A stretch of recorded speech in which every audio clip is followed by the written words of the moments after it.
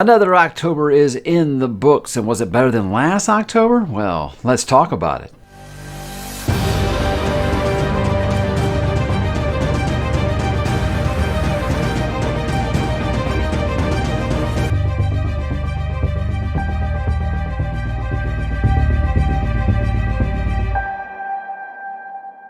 Hey, what's up, bookworms? Mike back with another monthly wrap-up, this time for October of 2021. Yes, October, it's been like almost like a historical struggle for the channel last year when I did the entire month of nothing but horror last year. That was a very, very bad idea. At least that's what the math said. But with this year, I said I wanted to do spooky season. I wanted to still have kind of a focus on horror, but I wanted to do other things as well to keep my audience from completely abandoning me. So did that work? Well, we'll talk about it, guys, when we get into some of those things. But we're going to begin, like usual, by talking about what I read in the month of October.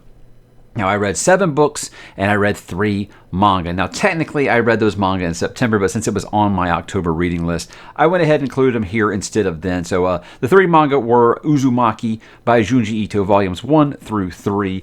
That was a very, very fun ride, which I've talked about on the channel already, so I won't kind of rehash it here. But then my spooky season reads, I got to The Girl Next Door, which I think was a very uncomfortable read. I think I got that across. A very, very tough book to review, because there are some things you kind of got to, tap dance around a little bit, I think, to discuss that book without either giving something away or making someone be like, oh my God, you are a monster, right? So very, very great book, but very much a book I say I don't really recommend that you read it. Does that make a lot of sense? Watch that review if you missed it. Then, of course, the Malazan read-along continued with The Bone Hunters, my favorite Malazan book yet. Yes, I really, really did enjoy it. You look at that big boy, 1,200 pages, and I thought, how am I going to read anything else this month? Well, that thing just went by like that. It was definitely the quickest Malazan read yet. And like I said, in all that review, for all those reviews, I did 2 spoiler reviews and a regular review for that.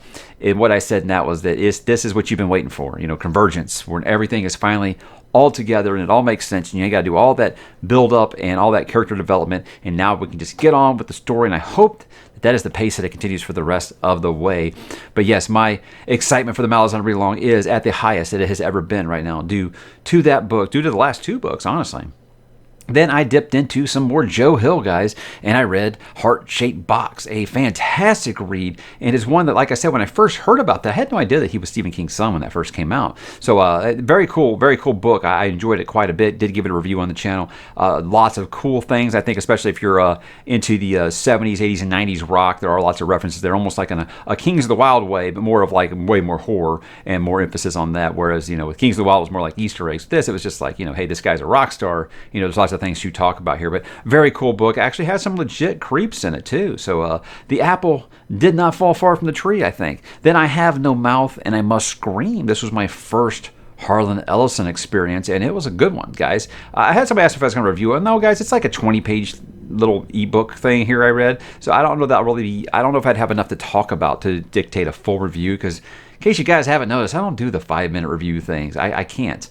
So if I feel like if there's not enough to really unpack, I'm not going to talk about. But that book, that story, I guess you would call it more, had a lot of cool stuff in it. A lot of stuff I think that'll be sitting in your brain for quite a while. Not quite up there with like Childhood's End, but lots of things where you look at where sci-fi writers at the time really thought humanity was headed towards and might still be heading towards. I don't know. That's a conversation I definitely think the book has not closed on yet.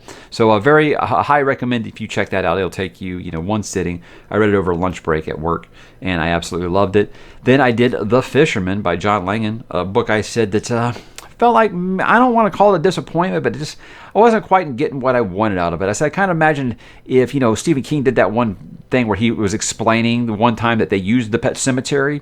Now imagine if Stephen King had decided to keep 2/3 of his books in that flashback. That's what this book did. I think it was really a structure problem with that, kind of the same problem I had with Liza Lachlan Moore, where it was like, it's a good story. I feel like you should have done your narrative a little differently. That might have fixed a lot of things. So I suggest reading it and making up your own mind. I can see what lots of things I liked about it, but I was expecting just a little bit more with it. And then I finally did Necroscope by Brian Lumley, a vampire book that I've been looking for. Well, it's still kind of mixed on. I like the ideas, I like the world and stuff. Iffy on some of the characters, and then with the whole thing, I felt like it was maybe a little longer than it needed to be. But I'm interested enough to keep going in that universe. I've heard it does get much better as it goes along, which again, I didn't feel like there's anything wrong with the book. It just isn't anything that makes me itch to say, I got to get back in this world like immediately. But like I said, I like enough of the ideas to keep going with the series. I've heard book 2. Is it Vampiri or is it Wampiri? It's like a W. I don't know if it was supposed to be because it's like German sound like Vampiri. I don't really know. I don't know. You guys know. Let me know down below. But yeah, I'll be continuing that eventually. And then I went ahead and dipped into some of my November stuff because I did run out of books to read in October. And this was, of course, Pines, book 1 of the Wayward Pines trilogy by Blake Crouch, an author that just continues to impress me. So yes, guys, 7 books, 3 manga. What did you think? Did you read any of these along with me? I want you to let me know which of them you enjoyed the most. But as for me, guys, it's time to talk about my book of the month for the month of October. And I'm actually quite upset to say it's not going to be one of the horror ones, because I read a lot of horror ones, and I like them all for one reason or the other, like some more than others. And you would think in most months this probably would have gotten in there, but I've got to go with Pines by Blake Crouch because this book just had such a twist of an ending that completely knocked my socks off and made it where I could not stop reading it. It's very much a page turner in a way that you're like, I think every chapter in this book, it seems like the end of an episode of television where you're like a cliffhanger. I've got to keep going to see what happens next. It is, I don't know if it's a term, but unputdownable. I think that is a term that someone on my Discord used with Pines, and it's very, very true. You cannot stop reading it. I think that was the 3rd straight Blake Crouch book where I've read it in a matter of like 2 days because you just can't stop reading his stuff. And I keep saying that I feel like this guy is going to be like my next Michael Crichton, and that whatever he puts out, I'm just going to devour it all on day 1. And yeah, 3 for 3 here. And I can go ahead and tell you guys, I'm reading the next book in that. It's going to be 4 for 4. So this guy definitely is writing what I like to read. I love his style. I love the way that he keeps you guessing the whole way, and he keeps you wanting to know what happens next. I never feel a lull in his books, and especially with Pines. I'm not ready to say which one I like best out of Dark Matter, Recursion, or Pines. Damn, I have reasons I like them all, but I will say that something that he does in this book is he has you thinking, okay, here's what's going on. You think you know what's happening. And then the ending goes, oh, where'd that come from? And it just completely floors you. And I said that, I was rather surprised it wasn't as sciencey as, Dark Matter and Recursion was. And at the end, he's like, haha, I got you, bitch. Because it does really dip into some of those things. And again, guys, the next Michael Crichton. And I don't say that lightly. I'm very, very excited that I have found this author. It's not like this guy was like a hidden gem. He's a very, very popular author, and it's for a good reason. But for me to be making that comparison, guys, I think that tells you that it's really something special to me. He's going to quickly become one of my favorite modern authors. And guys, check out Pines if you haven't. I guarantee. Go ahead and order the trilogy because you're going to want to read book 2 immediately after you finish book 1. And now that I'm almost done with book 2, pretty sure I'm going to end up saying the same thing for The Last Town, which is book 3 in that series. But Pines, book of the month for October. Let's go ahead and talk about some channel growth this month, guys. And again, like I always say, I will have timestamps below. So if you do not like this section, it's the section I get the most feedback against in these reviews or these wrap-ups. So you can go ahead and skip to the next section if you would like. But as for growth on the channel, we added 2,553 subscribers this month. That is down 271 from September. And again, guys, it's just horror content. It's kind of iffy on this channel. My audience really grew around Dresden Files and Wheel of Time. So I'm really leaning fantasy on this channel. So anytime I try to get outside of that comfort zone, it's hard. I mean, I got some for sci-fi, but a lot of that crowd, they just don't like horror that much. And I understand that, but it's a genre that I do really love and I like to talk about. And I think, okay, if I can try to get that mostly in 1 month, I'm going to do it. But I did try to spread it around a little bit this month. Also, 345,000 views. Now, here's where it gets weird. 345,000 views, that's up 10,000 from September, which was a really good month for the channel. And then, of course, 56,000 hours of watch time, which was also up 1,000 from September. So I'm like, what's going on here? I thought, okay, well, you look at the numbers on my horror videos, they're not doing that great. So I don't understand how actual stuff went up. It's actually really surprising. There were some older videos from last year that I recorded that really took off this month. Not really surprising why you should read Dune. There's a new Dune movie out. People were interested. They're searching YouTube for stuff about Dune. So my why you should read Dune video really found a new life this month. Got I think like 10,000 views just this month for a year plus old video. And of course my top 10 horror novels, which continues to be my biggest video on this channel that does not feature a Kindle in it. And that's that one again. People are looking for some scary reads in October. So I still can't figure out why that one horror video does really well on the channel, but not other stuff. So who knows? Who knows, guys? The algorithm is a cruel, cruel mistress on this here site. But yeah, more views but less subs than Sci-Fi September. But again, you're gonna do a theme for a month. Stick with it. That's kind of what I did, but now we are back into normality, so we can begin to spread it around a little bit and get some of that fantasy stuff that you guys love so much that is not named Malazan, Book of the Fallen. But yeah, those two videos, Why You Should Read Dune and the top 10 horror novels, have brought a lot of new people to the channel. So if you just got here because of those two channels, I hope you will stick around. I hope you enjoyed those videos, and I look forward to talking to you soon, guys. Talk about some of my most popular content for this month. Now, as always, guys, the book haul always kills on this channel. September 2021 book haul, 11,000 views. It was really weird because when I started getting everything together, I was like, I don't know if I've got enough to talk about this month. But again, there was lots of new things to talk about and lots of thanks for me to give out. So even if it's just one book or 10 books that you guys send me, I want to make sure that I give those people a shout out as a thank you for thinking of me and sending me something, even if it's something as small as a bookmark or something as amazing as like sending me a complete series of a manga that someone wants me to read. That stuff is always appreciated, and I do value anything that you guys want to send me. I think that's great. Even if somebody just sends me a handwritten letter, and I think that's just amazing. Thank you so much that you would take time out of your personal day to send me something. I think that's just incredible, and the thought is definitely what counts there. Then my spoiler-free review of Dune, 9,000 views. Now, that was with Christopher Rocchio. The thing was, we were planning to just do like a spoiler talk, and I was like, there's going to be some people who don't go see it the first day, and they want to know, because, people were anxious to know how I felt about it. I've been talking about this since I started this channel. They were making this movie. Before I started this channel, when I was still just doing Geek Media Core podcast, I was talking about that movie first going into production. One of the oldest videos in this channel is you can see that I left up from when we were running that podcast is me and Danny talking about when they first cast Timothy as Paul Atreides, and talking about that, me talking about why I think that book will change your life if you read it. So it's kind of funny to go back to and watch now, especially because it was pre-keto and my face was still really fat. But, hey, it is what it is, right? But I'm glad that Christopher took the time to talk to me about that. There's no one I would have rather talked to about that, because that is how he and I became friends. And then my fall TBR update got 8,000 views, which I'm amazed that anyone stayed with the channel after that, because I recorded that while I had strep throat and I sounded like a dying cat in that video. But hey, I'm glad that you guys let me struggle through it, and you struggled through it with me. Thank you so much. People love to hear what you're going to read, is sometimes more so than how you felt about it after you read it. They want to know what you're going to read, I think. Then off the books, guys. These are ones, like I said, are hit or miss. Like I did off the books for October. It's like my favorite horror movie villains. It's one of my lowest viewed videos for the month. But I also did one for the end of September, which kind of leaked into this month, the beginning of this month, and that was my top 15 sci-fi movies, and that's got 8,000 views. So it just depends, I guess, on the topic.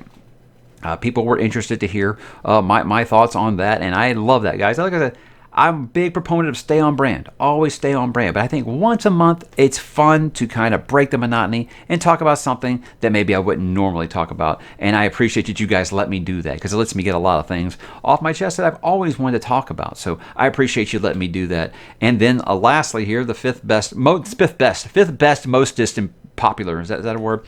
Lovecraft, top 10 tales of horror, terror, horror. Is there really a big difference here? 7,000 views. Lovecraft stuff's always going to be controversial, I think, a little bit on the tube here, but it's an author that I think, obviously, you cannot discount his influence on the genre, and that was really just a off-the-cuff thing that I wanted to do, because I looked at my plans for spooky season. I said, I'm not talking about any Lovecraft this month. So I said, what have I not done about Lovecraft yet? So I said I want to talk about that, because I always get a lot of people who do ask me, where should I start with Lovecraft? And those 10 are the ones that gun to my head. Those are the ones that 11, actually, because I have an honorable mention on there, where I say that those were, if you could only read those 11, these are the 11 that I would recommend. And there's a lot of, what about this one, this one, this one? Look, guys, that list could have been about 25 deep easily. So that was actually very, very tough for me to cut that down to just 11 there. So I think that is the cream of the crop when it comes to Mr. Lovecraft. But hey, I say read all of them because I think there's a little something there for everyone when it comes to Mr. Tentacles. And guys, that pretty much was the most popular videos for the month. There are a couple of my favorites that maybe didn't have the higher numbers here. I really like talking about Uzumaki by Junji Ito because it was like my first foray into horror manga, and apparently he's like the best at it, right? So Uzumaki, it's just as advertised, guys. It's just messed up, and I think some of my reactions in that video were just so visceral because they were still so fresh on just how messed up of a manga that is. And then, of course, talking about I Am Legend. That one only had 4,000 views, but I wanted to talk about that because it was one of the last ones from my top 10 horror novels video that I hadn't actually given an individual review for. And I think it's a very important book, a very impressive book, a book that has aged wonderfully, and a book that presents so many big ideas and asks some really tough questions in it, and it'll leave you coming away from it really, really thinking. It'll stick in your head, stuck in my head for 20-something years now, and the ending is an all-timer. It's one of the best endings I think I've read in a sci-fi horror novel ever, and it's just so influential. I mean, everyone from like Stephen King to, God, who is it, Robert McCammon? I haven't read Robert McCammon, but I know he lists it as one of his influences as well. Several authors that you know that list that book as a major influence for them, and it inspired a really awesome White Zombie song, and I talk about that in that review. So yeah, I really did enjoy talking about those, so I hope you will check those out if you get a chance. Now, as for goals for November, don't have really any specific goals. Like I said, for the month, my goal was to, for the year, was to pass 50,000, and we've done that. I think with this, I don't really have any more real subscriber goals. I mean, I guess we'll hit 60,000 in November unless things go really, really wrong or I say something really bad. Well, hey, it's always possible. If I say something really dumb, it could happen. It's happened before, right? But I'm going to be looking forward to getting back to the Crichton reread. The Crichton reread, we did kind of take a couple of months break because I had such a heavy schedule for Sci-Fi September and then Spooky Season mixed in with the Malazan read-along. So I had to kind of delay that for a couple months. We're getting back on it this month with Rising Sun, and I'm very excited to get back to Mr. Crichton, especially after reading Blake Crouch. I'm like, yeah, this reminds me of everything I love about Michael Crichton. So I'm looking forward to getting back to Rising Sun, a book that I think when I read it as a teenager, I was kind of like, it's okay. You know, it came after Jurassic Park, so it was like really, really tough shoes to fill. But again, I think even the worst Michael Crichton book, and I'm not saying that it is, I think that it is probably going to be better than most authors' best book. So I'm looking forward to revisiting it at this age and seeing how I feel about it. Because when I was a teenager, maybe it just wasn't exactly what I was looking for. Like I said, especially in the follow-up to Jurassic Park where he had impossible shoes to fill.